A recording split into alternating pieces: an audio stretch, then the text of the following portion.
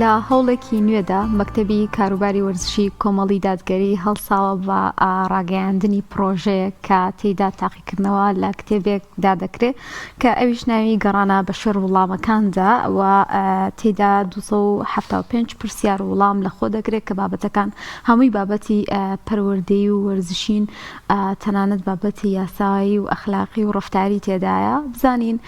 ئەم پرۆژەیە چۆن بەڕێوە دەچێت و ئاماژ لەم پرۆژەیە چیە و ئەم کتێبە چی لە خۆ دەگرێت و ئایا هەر وەرزشوانان دەتوانن بەشداری تێدا بکەن و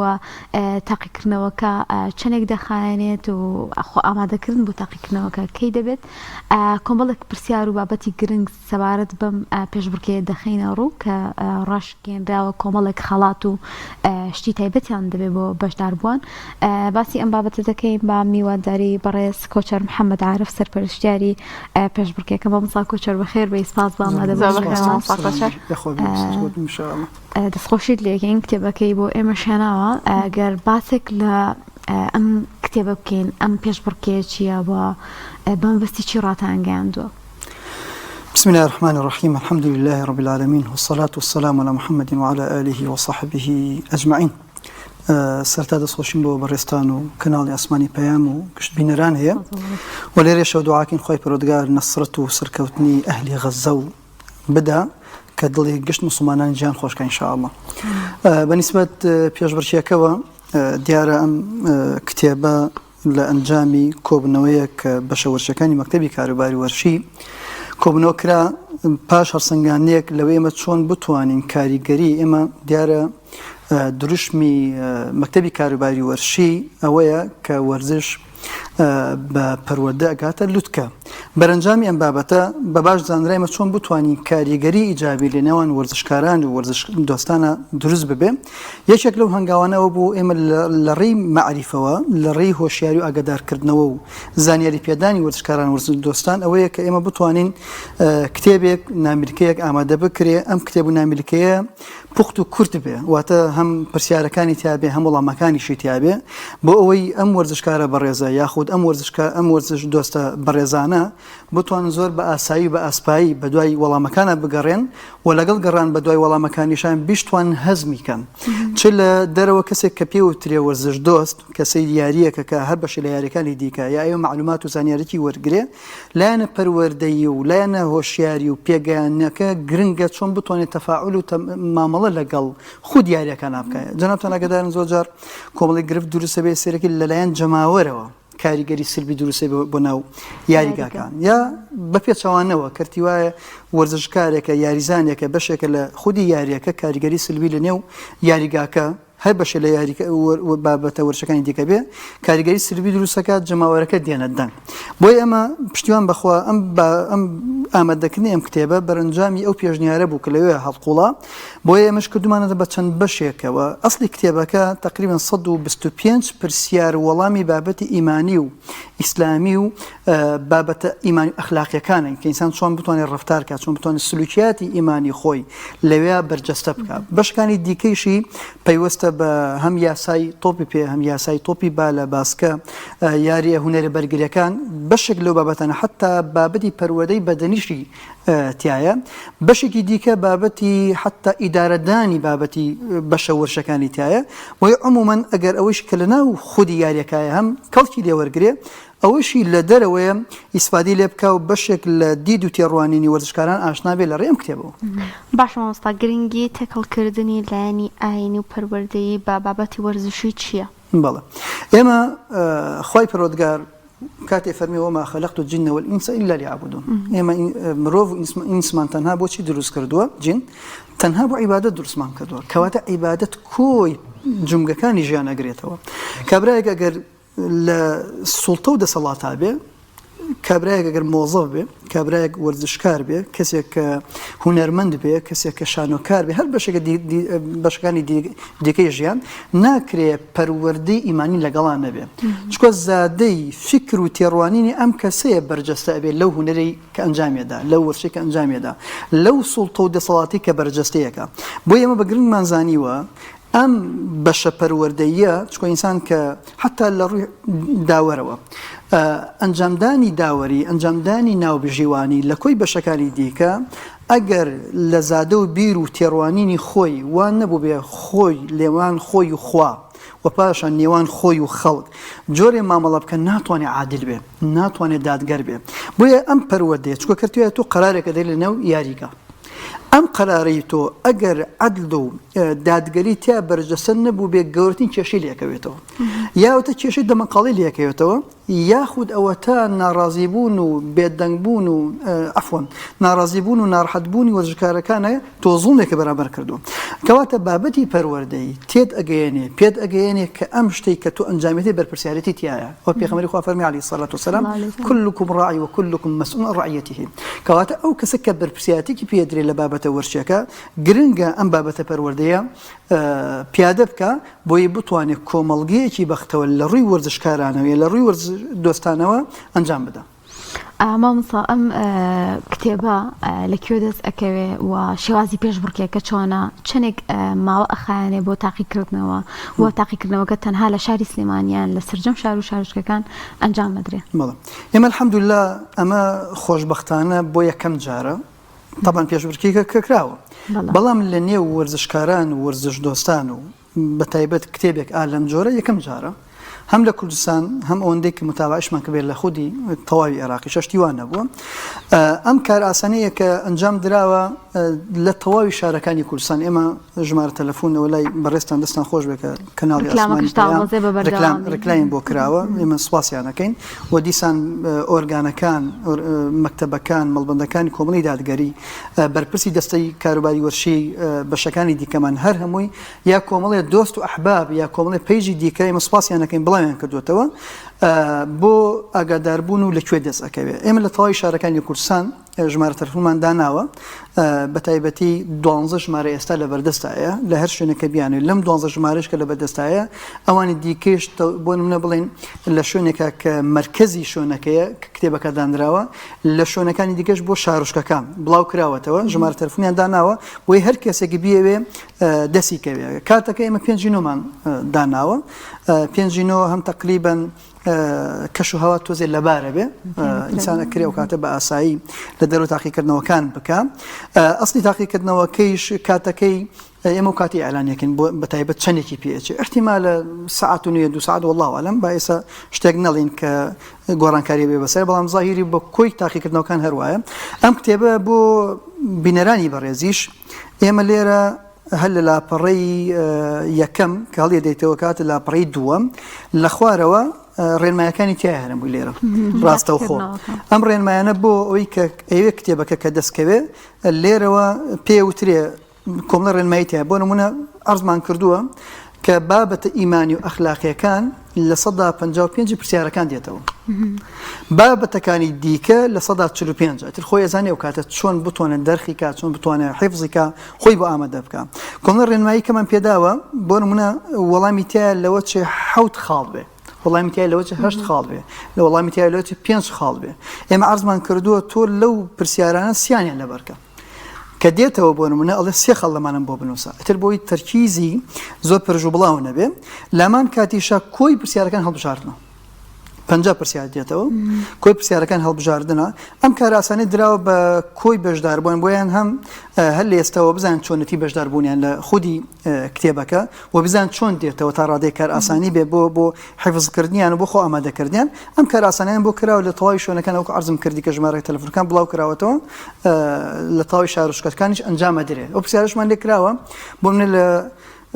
شوێنێکە بڵم شارۆچکەیە کە احتیمالە دوورە دەست بێ ئێمە وتمانە ئەگەر بەشداربووان لە ڕادەی ئەوە بوو ئێمە شوێنەکان بۆ تەرتیب بکەین یعنی بێخەم بن لەو کاتە لە یەک کاتە لە سەرتاسەری کوردستانە لە 5 بۆ ئایا سعات 4:30 بێ کێ بێ و کاتی ئەلانێکن 10 ڕۆژ پێشەوە ئەلان نەکرێ پشتیوان بەخوا کاتەکانیان شوێنەکانیان بۆ دیاریە کرێ بۆی لە کات و ساتی خۆی ئامادە بن بۆ تاقیکردنەوە باشە مامۆستا ئەم کتێبە تەنها بۆ وەرزش دۆستان و هەوادارانی وەرزشیان کەسێکی ئاسایش ئەتوانێت ئەم کتێبە ئێوە دەست بخات و بەشداری بکات لە تاقیکردنەوە شێوازی بەشداریکردنەکە پێویستە چۆنی بە سەردانتان بکە لە ڕێگەی تەلەفۆنکردنیشەوە دەتوانن بەشداری بکەن بەڵێ ئێمە بۆ کار ئاسانی ئەتوانێت نای خۆی تۆمارکە یان بە تەلەفۆنەکە بەڵام کتێبەکەی دەست ناکەوێت پرسیارمان لێ کراوە بۆ کار ینی حتا ئایا بە PDF ئەو بابەتانە ئێمە ئەمەمان پێ عەمەلی ترە تا PDF-ەکە تو من بۆی ڕاستەوخۆ ئەو کەسێک کە ئێوێ بۆ ئێمە زۆرترین شوێنەکانمان بڵاو کردوتەوە هەر کەسێک بێوە بە ئاسانی ئەگاتە دەستی وەرزش دۆستان ئەکرێ ینی وەرزش دۆست ئەوەی کە لە تەلەڤیزیۆنە ئەڕوانێ سەیری یاریەکە ئەو کەسێکە چێت ناو یاریگاوە هەر شوێنێکی دیکە پێوتێ وەرزش دۆست طبعاً بۆ هەردوو ڕەگەزەکەیشە چ بۆ برایانمان چ بۆ خوشکانمان ئەتوان هەردوو تەمەنەکەش کراوەیە یعنی ئەکرێت تەمەنێک مناڵێک کە زاکیرەی ماشەڵای لێبێت توانە و لیاقەتی 5 ساڵە ئەکرێت کەسێکیش تەمەنی 80 ساڵ بێ ئێمە دیاریمان نەکردووە زۆر ئاساییە واتە بۆ هەموو تەمەنەکان کراوەیە بۆ بەشداریکردنەکانیان ئەتوانن بەو ڕێگایانێک کە ئەرزمان کردوون تیا بەشدار بوون بە تایبەت لەو کات و ساتانەیە کە ئێمە مەبەستمانە ئێستاش کاتێکی باش لە بەردەستاماوە بۆی بەشدار بینەرانیش بە تایبەتی ئاگادار بن لەوە پرسیارەکان دووبارەیەکەمەوە مادەم هەڵبژاردنە و مادەم پرسیار و وەڵامە زۆر کار ئاسانیە تۆ کردووە کتێبێک کە ئەتەوێ بە خۆتی بۆ ئامادەکەی نەکراوەتە پرسیار نەکراوەتە وەڵام یعنی ماندووبوونێکی زیاتریەوێ و ئێمە ئەم کار ئاسانیمان کردووە پشتیوان بەخوا مەبەستمانە ئەم بابەتە هۆشیاریە ڕاستە تموحێکی پێویستێکی ڕۆحیە با منەوەیان بیرمان نەچێ پێویستێکی ڕۆحی کە هەمومان هەوڵ بدەین بەڵام تموحێکیشی تایە لە کۆی جەنابتان باستان لە ڕۆمادەکەی ئێمە 5 عمری بۆ دانراوە تا ئێستا 5 عمری بۆ دانراوە بۆ هەر بە ڕێزەک لەو بەرزن کە بەشدارە بن و پلەکانیان بەرزە پشتیوان بەخوا ئەمەش دیسان داهێنانێکی کە مەکتەبی کاروباری وەرزشی هەر لە سەرەتاوە لە ساڵی 2021ەوە ئێمە زۆربەی چارێکەکان کە ئەنجامماندا و هەوڵماندا عمری تیابێ چونکە کەسێکی وەرزشکار کە دێتە پێشەوە چەوەی کە لە ناو خودی یاریگاکەیە چی بەشەکانی دیکەیە ئەم ناحێ ڕۆحەی ناکرێ بە قوت نەبێ ناکرێ بەهێز نەبێ چۆکو عەرزم کردن ڕۆحە قەرارەدا کە تۆ چۆن تەمسیلی ڕەفتاری خۆتەکەی چۆن هەنگاوەکانە لێ بۆ ئینسان کە لە ڕووی تەسکیەوە لە ڕووی ڕۆحەوە تۆکمە و بەهێز بوو کاریگەری ئیجابێ یەک کلیمەشمان بیر نەچی حەقات ئێمە ئەوانەمان کە وەرزشمان کردووە ئەوانیشی کە ئێستا وەرزش ئەکەن ئەبێ ئەو قەناعەت و فکران لە تەسبیت بوو بێ 150 بۆ خۆی یاریەکە 150 بۆ دەرەوە یاریەکە مەبەستم چیە 150 بۆ خۆیت واتە 150 لیاقە و توانە و ئەوانەی خۆی سەرفەکە بۆ خودی یاریەکە بەڵام 150 سلوکە بۆ دەرەوە سەیری ئەکرێ لای بەڕێستان معلومە محەممەد سەلاح لە ڕاپرسیەکە ئەڵێ لە 180 بۆ 85 جمهورەکەی لە ڕێگەی ئەوە ئیسلاممان ناسی یعنی بۆ ئینسان هەر کەسێک لە هەر بەشێکی وەرزشیە کە ئەنجامێدا هەمیشە ئاگاداری ئەو جمهور و جەماوەرە بێ چۆ خوا نەخواست ئەگەر سلوکەکەی ناتەبیعی بوو ئەوە بێتە سنەیەکی سەیئە هەر کەسێک ئەنجامی بدا تا قیامەت خراپەی بۆ نووسرێ بەڵام ئەگەشتێکی باش بوو ئەوە سنەیەکی حەسەنەیە خوای پەروەردگار بیکا بۆ یەک بێتە توێشوو تا ئەو کاتێ تا قیامەت و تا خۆی ئەوە هەر وەفاتەکە ئەڕۆ بەردەوام بێ هەر کەسێکی لە دوای ئەنجامی بدا خێر و پاداشی بۆ نووسرێ مامۆستا کۆچەر سەبارەت بە ناوەڕۆکی کتێبەکە ئایا بەڕێستان ئامادەتان کردووایان کەیتر هاوکار بوویان ئەو سەرچاوانە چینکە بەکار هاتووە ینی کۆمەڵێک بابەتی زۆر جیاوازی تیا هەر لە یاریە جیاوازەکان هەم لە بابەتی ڕەوشتی هەم لە ناوی ئەو یاریزانە مسلمانانی کە لە خۆلە گەورەکانە بەشداریان کردوانی هەندێک بابەتی زۆر زۆری تیا و ینی هەمە چەشنە چۆن کۆکراوەتەوە لەم کتێبە وەڵام من لێرەوە گەر پێڕا بگەم سوپاس و دەستخۆشیم بۆ هەر سێبرای بەڕێزم مامۆستا سەرکۆ عەلی مامۆستا ڕێنوان ڕەئوف مامۆستا سەرۆر ئەم سێبرا بەڕێزە ماندوو بوون لەم بەشە ئامادەیان کردووە کۆی پرسیارەکان دیسان کە بڕیار عەبدوڵڵا خەلەکانی کە دیزاینی کردووە بۆ ئەسڵی کتێبەکە دیسان بۆ پێداچوونەوە ئەنجومەنی بانگەواز و پەروەدەی کۆمەڵی دادگەری لە جەنابی مامۆستا دلێر و مامۆستا محەممەد مامۆکی و مامۆستا ئافان سوپاسیان دەکەین مامۆستا ئیسماعیل ڕەحیم دیسان پێداچوونەوەیان بۆ کردووە ڕێنووسەکەی مامۆستا مەریوان محەممەد حوسێن کە خۆی مشریفی کوردیە پێداچوونەی بۆ کردو سەر لە نوێ کۆمەڵێت دۆست و برای دیکەمان کە هەر یەکێک لەم بەڕێزانە ماندوو بوون لە ئامادەکردن و پێداچوونەوەی کتێبەکە تا ئەلحەمدوللا بۆ معلوماتیشان بەتایبەت بۆ بینەران زۆرجار کە شتێک ئامادەیەکەی حتا محاضرێک مامۆستایەک کە دەرجێ بابەتی ئامادەیەکە زۆر ماندووە بێ من مامۆستای بەڕێزی واناسم حتا لە ڕووی بابەتی ئامادەکردنی بابەتی هەر محاضرەیەک قولێکی ئەڵێ ئەگەر ویستت بابەتێک ئامادەکەی بۆ 5 ساعات ئەبێ 50 ساعت خوێن بێتەوە مەبەستمێ ئەم کتێبە ژلانی کەم والله ئاعلم 5-6 مانگی پێچووە ئەو جا ئەوە هاتوتە بەرهەم پێداچوونە بۆ کراوە سەر لە دێ و ئێستایش من لێرە بیڵێم بە بینەرانی بەڕێز کۆمەڵ لە حەزەمان بۆ هاتوۆتەوە دیارە لە کاتی تایپا بۆیە لە کاتێکە ئێمە نەمانزانیوە بە هەڵت لە بەسەرمانە تێپەڕیوە بۆمان بنێرنەوە ئمە سوپاس و تەقدیرمان هەیە دواتر ڕێنمایان پێدەین ئەم پرسیارە بۆ منە لەوێ ئەو هەڵەیە ئیترەوە پیانە دەین ئایا هەر بەو هەڵە ئەگەر هاتەوە لە ئیمتحانە بۆیان مەقبول لەو حسابە یاخود ڕێنمایان پێدەین کە مادەم هەڵەیە طبعاً ئەو کاتێک کە تەثبیت بوو کە هەڵەیە ئەو کاتە پیانەڵێن ئەم کۆمەڵە پرسیارانەی دیکە ئەتوانن لە کاتی ئیمتحانە تەرکی بکەن باشە من پرسیارێکم ماوە ئەم جۆرە کتێبە وت کە لە هەرێمی کوردستان بۆ یەکەم جارە بەم شێوازە بڵاو ئەکرێتەوە ئایا لەسەر ئاستی عێراقیش بە هەمان شێوە بۆ شێوازە بۆ یەکەم جارە بڵاو ئەکرێتەوە یاخود لەسەر ئاستی عێراق بابەتی دیکە یاخود کتێبی لەم جۆرە هەبووە بەڵێ ئێمە کتێب هەیە کتێبی وەرزشی کتێبی کارگێڕی وەرزشیە کتێبی حتا ڕێهێنەری وەرزشیە کتێبی ناوبژێوانی وەرزشیە کتێبی مێژووی وەرزشی هەیە هەموو کتێبانە هەن و ئەلحەمدولە تا ڕادەیە کتێبخانەی کوردی ئەتوانم بڵێم کلێنێکیان پڕ کردوێتەوە بەڵام لەم بابەتە نەبووە لەم پرسیار وەڵامە نەبووە لەم کتێبە هەمە چەشنە نەبووە لەگەڵ ئەمەشە لەم تاقیکردن هەر نەبووە ئەین تا ئێستا لەم جۆرە تاقیکردنەوە تۆ بێیت کۆی وەرزشکاران بە هەموو ڕنگ و دەنگە و جیاوازەکانەوە کۆیان کەیتەوە لە کتێبەکە بۆ ئەوەی هۆشیاری وەرگێ ئێمە هەمووان ئەوەمان لامان یەقینە کە 95 ئەم میلەتە موسڵمانە کە 95 موسڵمانە کۆی ئەم پرسیانە بەتایبەت بەشی یەکەم کە پەروەردەی ئیمانی و پەروەردەی ئەخلاقیە ئەمە سەرچاوەی گرتووە بۆ بەشەکانی دیکەش خەڵکی دیکە هەر ئاساییە چکە بابەتی هۆشیاری وەرزشیە کە تیا بەشدار بێت بەنسبەت عێراقەوە وەکو عەرزم کردی کتێبەکەمان نەچۆتە عێراق چکە کە بچێتە خوارەوە بەتایبەت تۆ بێکێ بە زمانی عەرەبی بەڵام مەبەستمێ لەم تاقیکردنەوە و لەم کتێبە نەکراوە بۆ جۆرە بەڵێ بەم شێوازە نەکراوە مەگەر بۆ مستەقبەل خۆی پەروەردگار نازانم ئەوە نایکەمە بەڵێنێک لێرەوە بەڵام ئەگەر خۆی پەروەردگار تۆفیقی داین ئەکرێ لە کاتەکانی کە هەمان کتێب بکرێتە زمانی عەربی ئیسفادە لێ بکرێ یەک قسەیشم بۆ برایانمان لەگەڵ خوشکانمان لە بادینان ملاحەزەیەکیان نەبوو ملاحەزەکەیشیان تەواو بوو یعنی بکرایە ئەم نووسینە جگە سۆرانی بە بادینیش بڵێن بنووسرایە بۆ ئێمە باشتر بوو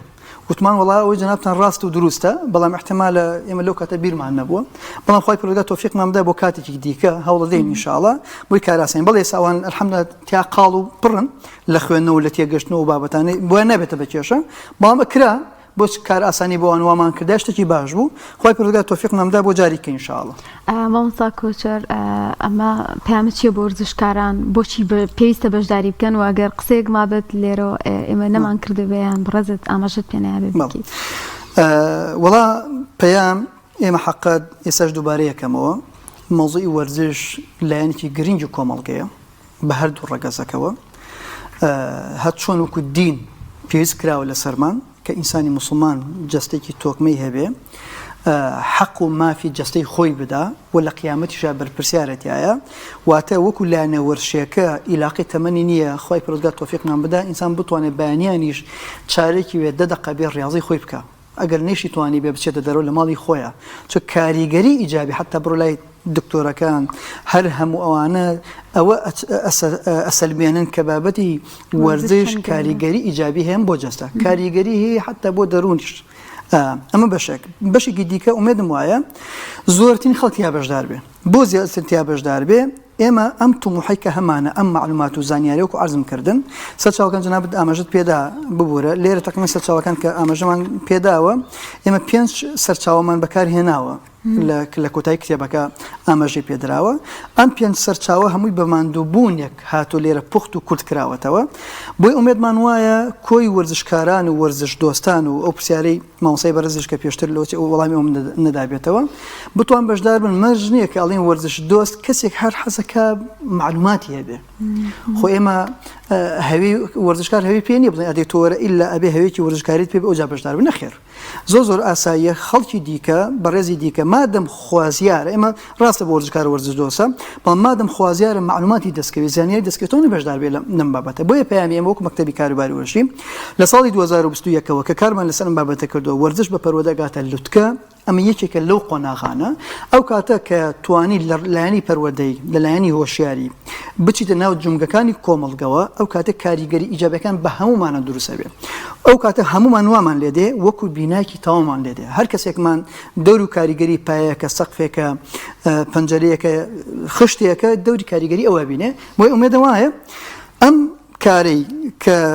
ئێمە بە هەمومان و ئەنجاممان داوە بتوانین پشتیوان بخوا بگاتە منزڵگە و بتوانین ئامانجی خۆی بپێچێ ئەوشم بیر نەچێ سپاس و دەستخۆشی بۆ تەواوی ستافی مەکتەبی کاروباری وەرشی دەستەی کاروباری وەرشیمان بەشی ڕاگەاندنمان کە زۆر پێوەماندوو بۆ من مەمنونیانم بۆی ناوەکان ناڵێمە سەفریان ناکەین سپاس و تەقدیرمانێ و سپاس و تەقدیرمانەیە بۆ هەر لایەکە کار ئاسانی بۆ ئێمە کردبێ بە تایبەتی ئەوشم بیر نەچێ ئێمە ئەنجومەنی بانگەوازی کۆمەڵی دادگەری دو عمریان دابین کردووە کاک حاجی بیلال سپاسێکن عمرێکی دابین کردووە کۆمپانیایەکی سبحان الله ناوەکە لێرە هینە لە هەولێر لە ڕێی مامۆستا سیروانەوە کە بەرپرسەکەی مامۆستا ئازادە بۆی ئەوە ناوەکەم بیرە هی بەرپرسی کۆمپانیاکە یە حەج عمرێکی پەیدا کردووە کۆمپانیای پەرەزان سوپاسەکەین و توێتی ئینشاڵڵا پاڵپشتان هەبین ئومێدم وایە لێرەش وەڵێن هەر کەسێکی دیکەش هەر کۆمپانیاک هەر شوێنێکی دیکە ئەوێ لەم خێرا بەشدار بین ئینشاءڵڵا پشتیوان بەخوا هاوکار و پاڵ و پشتیوان نەک کۆمپانیا بەشەکانی دیکە هەر کەسێکی دیکە حتا بابەتی کارەبایی شتێکی دیکەیە دێتە پێش ئێمە یکەینە هەدیە بۆ ئەو خەڵکە بۆی طموحاتی خێری زیاتر تیا بەشدار بن و هەنگاوی خێری لەسەر بنێ دەستخۆش سپاس بۆ کۆچەر محەممەد عارف سەپەرشتەری پێشبڕکەی گەڕان بە شەوەکاندا سپاس دەکەم